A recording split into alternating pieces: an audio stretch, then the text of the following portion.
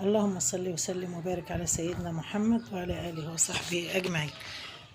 العيد بتاعنا ما يحلاش من غير كحك وبسكوت وغريبة وبتفور.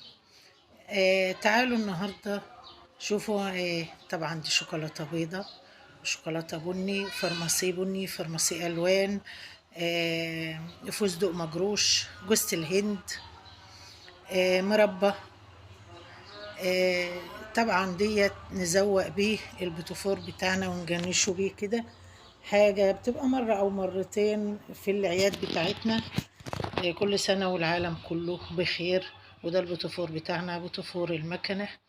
طبعا شكله يغني بصراحة، يعني يا ريت يكون فيه شير ولايك ونسمي الله ونصلي على رسول الله صلى الله عليه وسلم. وكل عام وانتم طيبين. وتعالوا نقول احنا عملنا ايه.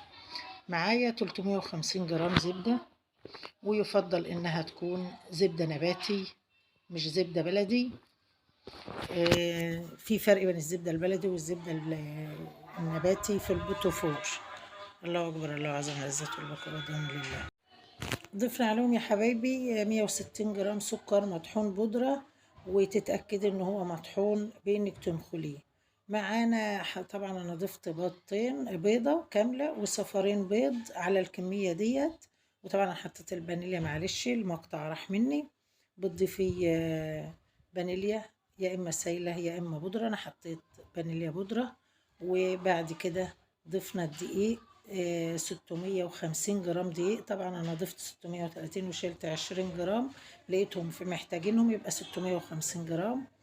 العجينة معانا بالصلاة على النبي، اللهم صل على النبي، طالعة جميلة مش عايزة اي اضافات ولا اي حاجة. طبعا احنا يا دوبك لميناها ما عجناش، بسناها في بعضها. رحت جاية بقى واخدة نص العجينة وجبت معلقة زبدة، ضفت عليها معلقة ونص كاكاو غامق او كاكاو خام غامق، ورحت مقلباه زي ما انتم شايفين كده، ورحت ضيفاها على نص العجينة التاني علشان نشكلها من غير برضو ما نعجن. لو انتوا واخدين بالكم بالمعلقة تقليب بس كده، ولمينا العجينة ورحنا جايين بالمكنة بتاعتنا شكلناها. لو انت هتعمليها بالكيس هتضيفي معلقة زبدة كمان وبيضة او صفار بيضة كبيرة. في الحالة دي هي العجينة هتلين معاكي وهتمشي في الكيس. طبعا هي في المكنة ماشية سلسة وجميلة. وكل سنة وانتم طيبين.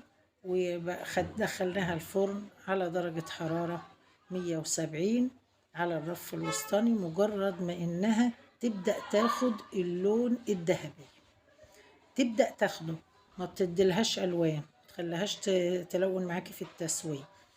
ادى الكمية دي ادتني 4 صواني زي ما انتوا شايفين، صينيتين بيض وصينية فانيليا وصينيتين كاكاو.